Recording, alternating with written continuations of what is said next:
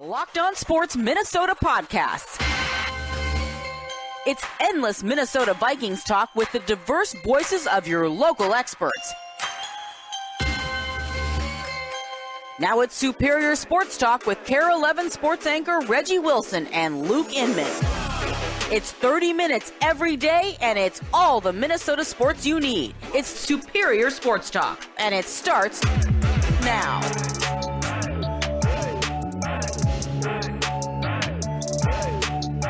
Back in the lab, Reggie and Luke back at it. Another episode, Superior Sports Talk, presented by Locked On Sports Minnesota. It's your daily 30-minute breakdown of everything Minnesota sports, which you can now find streaming on your Roku or Amazon Fire Stick devices. Just look out for our Locked On Sports Minnesota app there as well. That's Reggie Wilson on Twitter, at Reggie Wilson TV, and up on KARE 11 every night. Wednesday, Reg, hump day, Bills week. But just in general here in Minnesota, a lot of drama going on in Minnesota sports right now.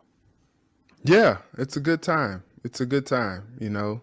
Nevertheless, a lot of chatter for us to have about what's going on right now because of everything that's transpiring right now in the world of sports. Yes, sir. Well said. So lots to get into. But first, remember, follow along Locked On Minnesota YouTube channel. Hit the subscribe button. Leave us a comment. And on Twitter, give us a follow. It's at Locked On MIN. And remember, we're a podcast too. Free and available. All platforms. Spotify, Apple, you name it. We got it.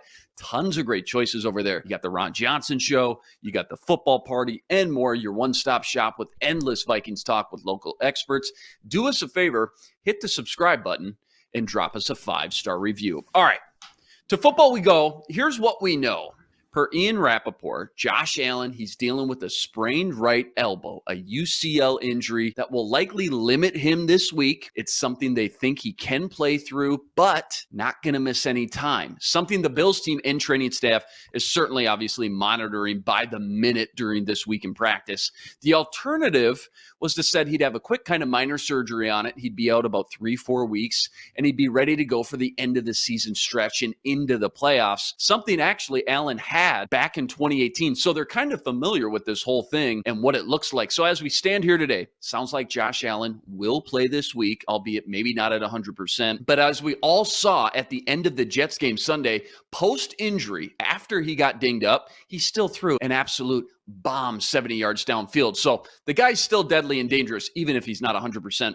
Let's just look at this, Reg, just for a second. From the Bills' perspective, the Bills end the season with some huge games. Patriots in division, Jets in division. They're going to be in the playoffs. If you were a Bills fan, would you prefer he kind of bites the bullet, gets the surgery? That way you know he's 100% the rest of the way. Whereas now, it seems like every single throw, every drop back, every quarterback hit or sack, you're kind of holding your breath, praying things don't get worse. Yeah, it's one of those things, man, because I saw, you know, I'm a big St. Louis Cardinals fan, and I saw Adam Wainwright pitch a whole season well with the sprained UCL. Now that thing finally like gave out, and you know, he tore it. It was like partially torn, and then it finally gave out. One pitch he pitched, and it just kind of like snapped on him, and so you're like, you know. But we've seen this injury with quarterbacks before. You know, recently with Ben Roethlisberger, we've seen it with back in the day. It was Jake Delhomme. He came back, and that arm was sharp when he came back from the great name drop. Yeah, I know. But it's interesting though, because like we saw, he had the arm punt when the game was on the line. You know, the adrenaline was going. And so it's like, well, if it's something that he can manage, and they do believe that he can manage that, and they just continue to treat him and get the arm prepared, I think you just let him play. Like, this season means too much to lose him for any period of time. And honestly, nothing wrong with his legs. You know, those are still deadly. So, you know, maybe you call a little bit more designed runs for him. Maybe you ease some of the pressure off of him having to make some throws in these games, and you just kind of manage him that way, so that, you know, the arm is still, you know, it won't be 100%, but it's still in good enough shape to do what they need to do down the stretch. I think you just play him. He's more valuable out there, even if he's playing injured, than not having him out there at all. No disrespect to Case Keenum, but there is a large drop off when you talk about the skills between Allen and Keenum. Honestly, after seeing that 70-yard bomb, knowing he had that injury, him at like 80% is still better than probably half the quarterbacks in the league. Let's face it, he's that good. So this is going to be talked about all week now. And let's just say he can't go. They change their mind or something happens, and the Vikings do face Case Keenum. The immediate reaction is probably going to be, whoa, Vikings go from 9-point underdogs on the road to favorites on the road in Buffalo. But let's not forget, this Bills team with Allen or with Keenum is going to be a really tough, difficult matchup. If it's Keenum, where does that Bills team rank in terms of toughest teams the Vikings have faced on the schedule? Obviously, Philly's got to be in there. You still got the Giants, you got the Cowboys in the mix too, but not a Josh Allen-led Bills team, but a Case Keenum-led Bills team. Where do you get done and say, all right, this is where that ranks as far as a litmus test goes? I still think that they are dangerous. Keenum is a competent enough quarterback. We've seen him play at high levels at times during his career in the National Football League. And so when you talk about them maybe simplifying things for Case, turn him into a game manager, leaning a little bit more on the run game, I think that's probably what you see them do. They got James Cook, they got Singletary, they added Nyheim Hines. Maybe you're running it a lot more with them. Maybe you are designing more plays out of the backfield for Case to be able to check it down to a guy like Hines who can make some things happen with his feet. He's a pretty dynamic receiver out of the backfield. And then you look at, the receivers that he has, like he should, like if his arm is still competent enough to throw NFL passes, he should still be able to hit guys like Stefon Diggs and guys like Gabe Davis, Dawson Knox. Like those are still guys that he can still win with. And then you look at that defense, not really sure what the status of Jordan Poyer is going to be, but you think about Tre'Davious White, you think about Matt Milano, you got Big Von coming off the edge. Like, no big deal. Von Miller coming in on third down.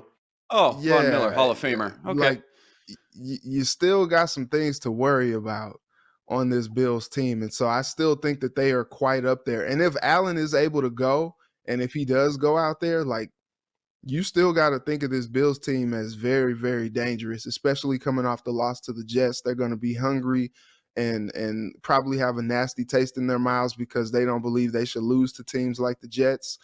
And, you got this big Vikings team coming in with one loss. And, I saw some tweets. Yeah, I saw some tweets last week that was saying things like, this Bills 6-1 team is not the same as this Vikings 6-1 team. And there are still people who believe that the Vikings still are just playing with house money. They're still not the team that people think that they are. And so, the Vikings are going to have something to prove here as well. Like going against the last time they went against a team that was supposed to be really good in Philly, man, they got their doors blown off. And so I think they still have something to prove there as well. Yeah, to your point, I'd rather catch the Bills after a beat down on some team versus, oh, you just lost to the Jets? They're going to come back hungry and feisty and not very happy either. They're going to bring the heat. Obviously, the storylines for this game kind of just continuing to write themselves, man. Keenum, part of maybe the most magical play in Vikings history, a.k.a. the Minneapolis Miracle. And, oh, yeah, the guy he threw it to, he's also over there too, Stefon Diggs. So there's a lot of Minnesota connections going on this week, even outside of just Case Keenum. People love to look back and talk about this Diggs trade to Buffalo. Minnesota gets draft picks back. They select Justin Jefferson. The other pick they used, I think it was on Cam Bynum. 3-4 years later here, Reg, honestly, who wins that trade? Because to me, it feels like the most even trade you'll ever find in the NFL nowadays. They're usually pretty lopsided one way or the other when you look back a couple years later. Yeah, they're both winners. It worked out well for both parties. Stefon Diggs is one of the best wide receivers in the NFL. To his words, he's him. But, what's interesting is Justin Jefferson is also right in that mix, top 5 receiver in the NFL. It worked out really well for both parties. I don't think we've seen something like that happen, in a long time, unless you talk about some of these quarterbacks who've kind of been like the heir apparent to the guy that they're taking over for, like Aaron Rodgers and Brett Favre. But I think it's interesting to see how Stefon Diggs has impacted the Bills and really kind of turned their offense up a notch with Josh Allen. But it's so funny because if he stayed in Minnesota, he would still be getting, similar, if not better production with the Vikings as well. And maybe Justin Jefferson is somewhere else producing like a crazy person, like he's doing with the Vikings. And so I don't think that trade was a loss for either party. Both have benefited handsomely from doing that deal. Here's the other thing you got to think about, too. Just because the Bills say they would have kept that draft pick didn't mean for sure they would have taken Justin Jefferson. They could have taken a different position altogether, although they did need a receiver, so likely they would have taken from that deep receiver pool. But still, it's not a given that they would have taken Justin Jefferson with that draft pick had they kept it. So, yeah, absolute win-win for both teams. So you got the Keenum possible revenge game going on, Diggs-Jefferson connection.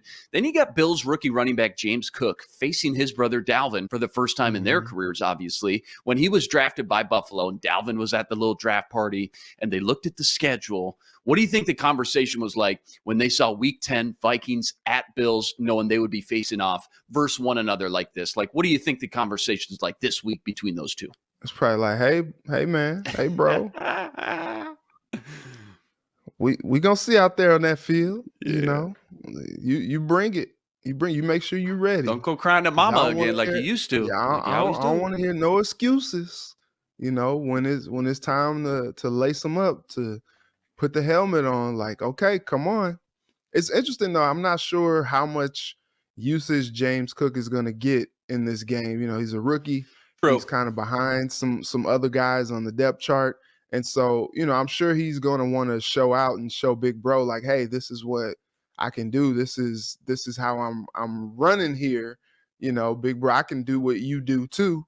But it's going to be interesting to see how they utilize Cook in this game against the Vikings. This is huge because this is for bragging rights come 2-3 weeks later when they're all sitting at the family Thanksgiving table. Mm-hmm. You want to be the one with the bragging rights at that table during that conversation, I promise you. Vikes looking for their 8th win of the season this Sunday. Probably preparing for both quarterbacks at this week just to be cautious, just in case, not knowing what they're going to get Sunday. Next, we're trying to figure out what's going on with the Wolves. But first, Vikes now 14-1 to win the Super Bowl after this 7-1 start. They started as 9-point underdogs on the road, taking on Josh Allen, the Buffalo Bills. However, the game was actually taken off the board, out of a lot of sports books, out of a lot of casinos. So you got to make sure to keep tabs, not only this week, but all season long with those odds and more with BetOnline. BetOnline.net, fastest and easiest way to check in on all your betting needs. Find all your favorite sports and events at the #1 online source for odds, lines, and game stats, news, info. You want it, they got it. NFL, NHL, NBA, even MMA and UFC. BetOnline makes betting easy and is your #1 source for all your betting needs. Go to betonline.net today to learn more. That's betonline.net, where the game starts. And remember, when you subscribe to Locked On Sports Minnesota, you're getting endless Vikings talk with local experts. Sam and Ron talk football every day in the Ron Johnson Show. Reggie Wilson gives you a sports anchor's perspective right here on Superior Sports Talk. And the Minnesota Football Party brings together the top Vikings podcasters in the city. Subscribe to the free Locked On Sports Minnesota podcast feed wherever you find your podcasts. Drop us a 5-star review or find our videos on the Locked On Sports Minnesota YouTube channel. Hit the subscribe button. Leave us a comment. Let us know what you think. You can also now find us streaming on your Roku or Amazon Fire Stick devices. Just download our Locked On Sports Minnesota app. Enjoy all our content and daily shows for free at your fingertips any day, anytime. All right, to basketball we go. Wolves lose, what was that, Monday night, 120-109, New York Knicks. No Rudy Gobert. You were kind of hoping, okay, not ideal, obviously. We're missing the big man, but maybe it's a good thing we switched things up a little bit. Not the case. What are you just seeing out there right now, Reg, when you watch these games, specifically Monday against the Knicks? Kind of help me break it all down. They can't shoot. They can't defend. It's a hot mess right now. And after the game, Anthony Edwards said that teams are just coming into their house, coming into their games against them, and just deciding that they're going to take their heart, and they let them do it. He called the team soft. He said that they have to play better, And it's hard to really argue with him right now after seeing what they're doing out there. Like I mentioned last night on Care 11, like you've seen several games this year from the Wolves and you're like, wow, this has to be rock bottom. And then somehow the floor still drops lower. And you're like, wow, like I didn't think it could get any worse. And then they have that loss to the Knicks. At one point, they were down by as many as 27 points in that game to the Knicks. What is going on? That's They're nothing. just like, I went to the Spurs game 2 weeks ago. They were down 35 in the third. That's nothing. What are we doing? What's as going the on out season here? has gone along, why is this continuing to be the case? You still have an all-star in Karl-Anthony Towns. You still have an ascending superstar in Anthony Edwards. They should still be able to hold it down when Rudy is not out there. And for some reason, this team is just out of sorts. And it is some bad basketball to watch. And, you know, you hope that they would just kind of get their chemistry issues together and turn on the switch and turn their play around. But I don't really know. I don't really know. So far, this experiment just looks like bad news. Everybody talks about the chemistry and the timing. It's going to take a little bit to get together. What's the bigger problem right now, though? And I know it's a total team thing, top to bottom, right? But more blame on Chris Finch, the coach, for not putting these pieces together? Or from what you're seeing out there, more blame to put on the actual players for just not going and executing just some simple basketball? You mentioned can't shoot, can't play defense, not going to win a lot of games that way. You know, I don't put much on Finch. I think he is doing what he can. Like he's trying to get the most out of his guys. I think it's just an execution thing. Like we were looking at the Vikings on Sunday, and I thought Kevin O'Connell was calling a solid game, but you know, you had drops on third down. You had lack of execution on some of those plays. And that's what kind of stuck them in the mud for a while on Sunday. It's kind of the same thing. Like I think Finch is putting these guys in position to do what they do, but they're missing shots. They're taking bad shots. You know, like whenever you see a smaller guy on Cat, you think barbecue chicken all day. He's settling for jumpers. He can't beat the guy off the dribble to the cup. Like, what is going on there? You look at some of the guys that are supposed to be playing better.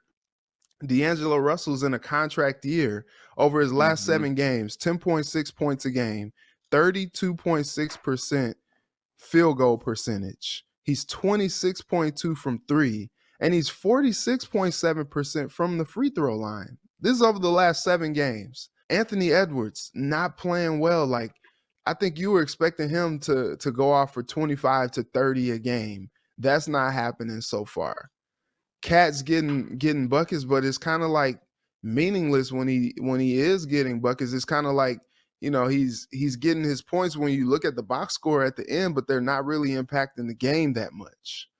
And when you look at that, like you just, I don't really know what to think about it. And I don't think that Rudy Gobert playing, which he's supposed to be playing in the next game, I don't believe that that's going to necessarily affect, you know, the point total or whatever the outcome is that much. They just need to play better. They need to make more shots. They need to play better defense. These teams are coming down on their end of the floor and doing whatever they want to do. Talk to the Wolves fans out here for a second listening. Is there any reason for optimism? Because I know a lot of people cling on to, remember what happened last year when they started really slow at the game? The first 20 games, didn't they lose like 7, 8 in a row at one point? And then they really turned it on. Is there any reason for optimism looking at last year, how they started out the gate, to this year, that you can equate it back to maybe this is just a team that needs a while to get going and find their rhythm and find their footing here after this first month? Still a long season to go.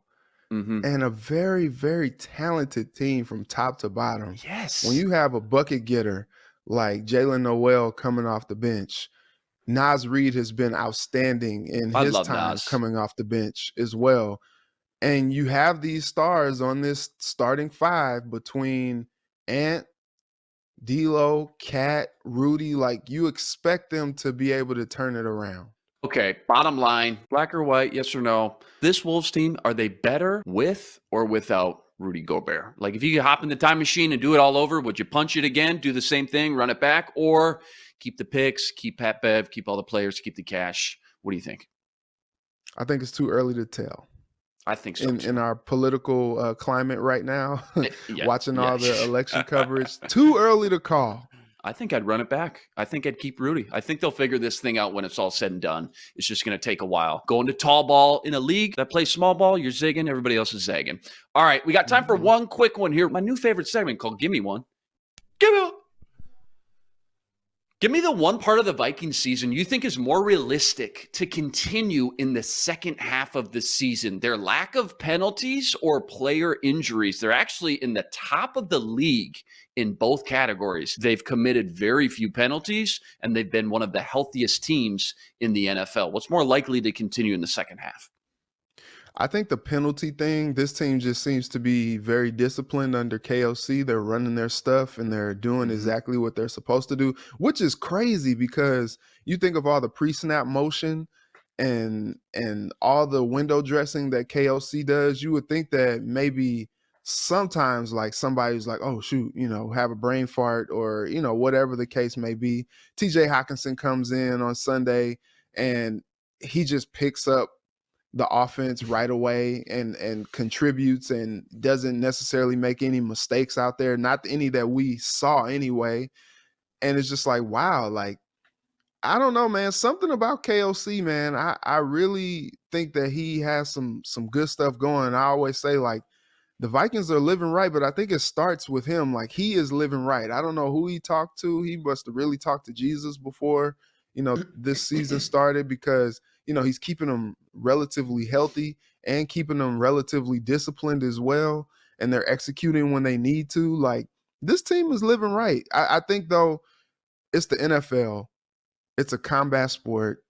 This, level of healthiness that we've seen, you would like to say that it will keep up. And, maybe he's doing everything that he can during the week to keep these guys fresh or as fresh as possible. But with general attrition during an NFL season, I think it's just hard to say like, oh, this team will just continue to stay healthy because by the end of the year, these guys are beat down and they're, they've gotten beaten up over the course of a season. It's hard to keep that going. No, you're absolutely right. But remember when the Rams went on their Super Bowl run, they were one of the healthiest teams in the entire league, both during the season and by the end. They plucked that guy, head trainer, athletic trainer, Tyler Williams from the staff. He's now on the Vikings. Look at all the injuries the Vikings dealt with the last 2 years. Now you look at this year, and obviously, again, one of the better injury luck teams, I guess you'd call it, in the league right now, knock on wood. As you said, hopefully that continues. You just never know. All right, that's a wrap today. Remember to like, rate, review, and subscribe to the YouTube channel. Join us every day for another episode with your 30-minute breakdown of everything Minnesota sports. We're a podcast too, free and available, all platforms. Subscribe, drop us a 5-star review, and find us now streaming on your Roku or Amazon Fire Stick devices. Just look out for our Locked On Sports Minnesota app there as well. That's the man, Reggie Wilson, on Twitter, at Reggie Wilson TV. Check him out every night up on KARE 11. Luke Inman right here on Twitter, at Luke_Spinman. Special thanks to the producer, Matt DeBritz. Tune in tomorrow to Superior Sports Talk, part of Locked On Sports Minnesota. For Reggie, I'm Luke. Until tomorrow, signing out. Be blessed. Spread love today.